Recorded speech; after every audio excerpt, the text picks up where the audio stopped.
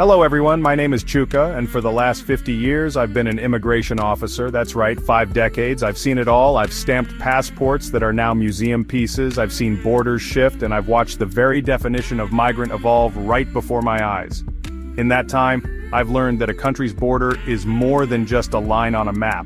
It's a reflection of its history, its economy, and its heart. It's the place where national identity gets tested every single day.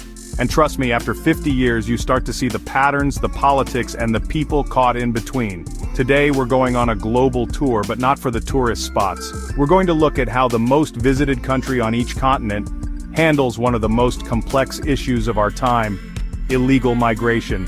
From the historic streets of Paris to the bustling markets of Cairo, from the vast landscapes of Australia to the vibrant cities of Brazil. Each nation has its own unique set of rules, its own pressures, and its own way of dealing with people who cross its borders without permission. It's a topic that's often loud with opinions but quiet on facts, and I want to change that. So, forget the screaming headlines and the political spin for a moment. This isn't about taking sides. This is about understanding.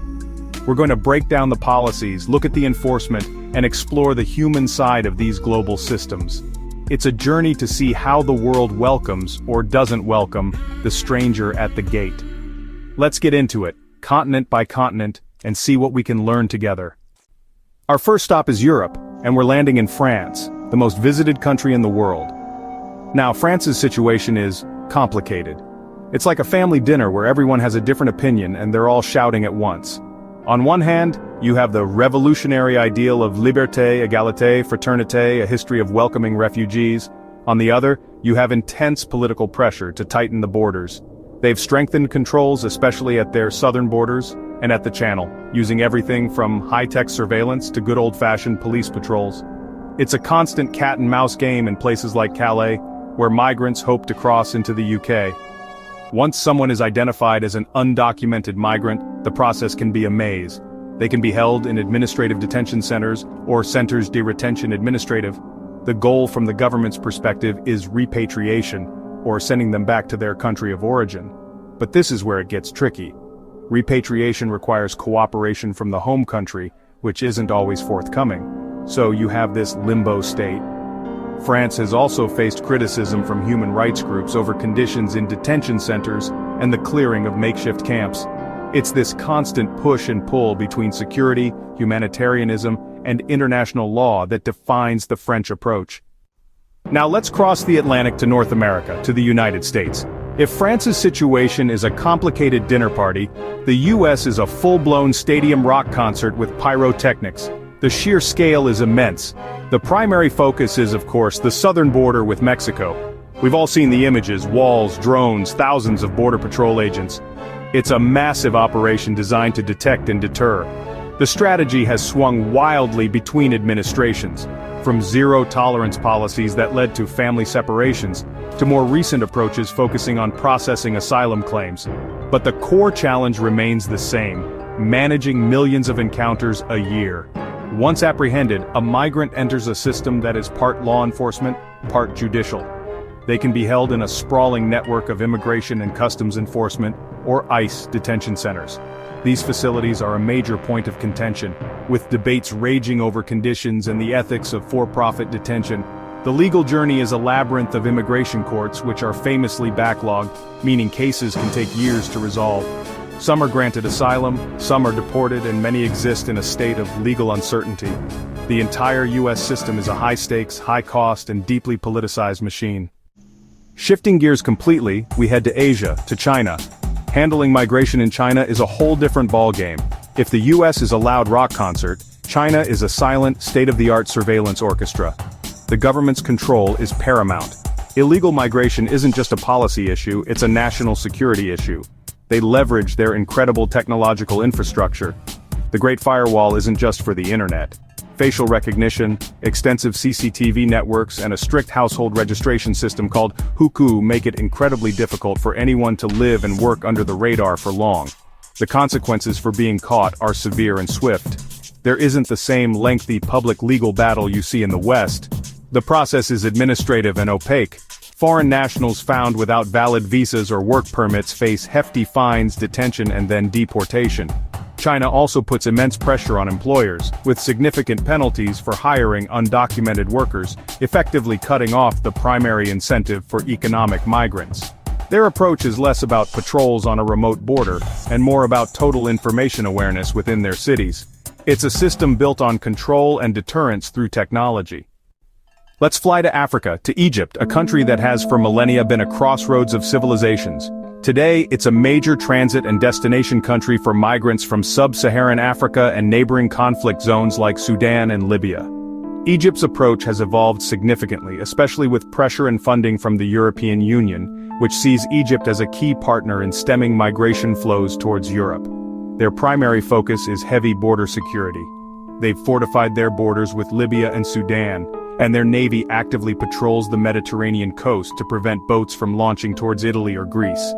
For migrants within the country, the situation is precarious.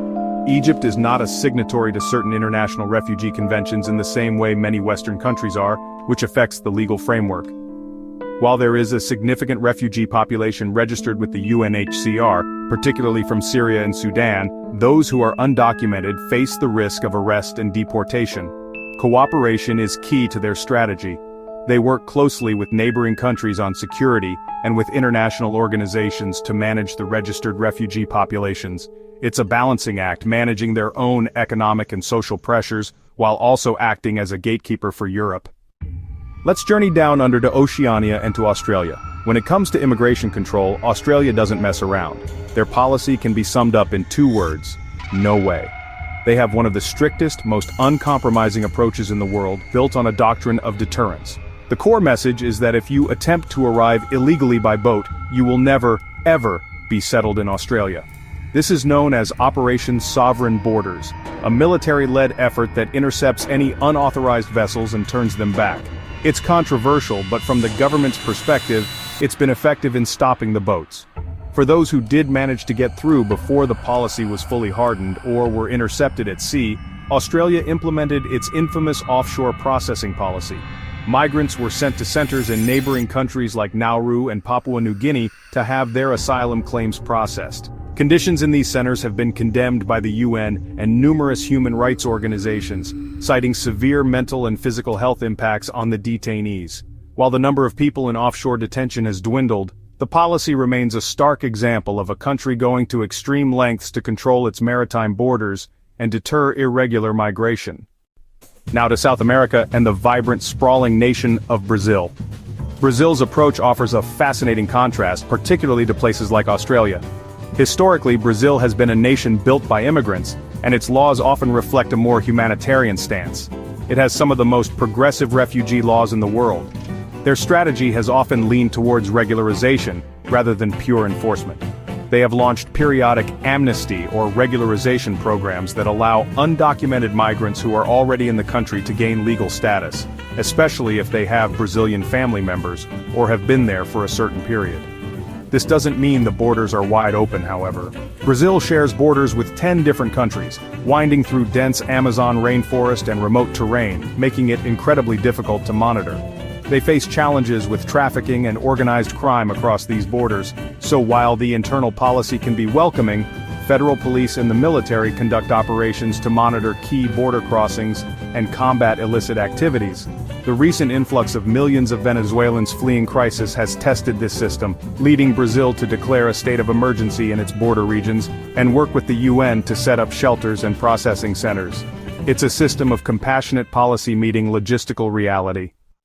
Our final stop brings us back to Africa, to its southernmost tip, South Africa.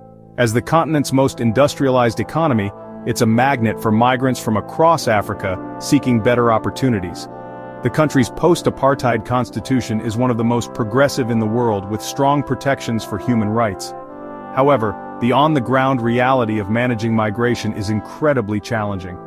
High unemployment and social inequality create a tense environment, and sadly, this has often boiled over into waves of xenophobic violence against foreign nationals, documented or not. It's a major social scar. The government's primary method for dealing with illegal migration is detention and deportation.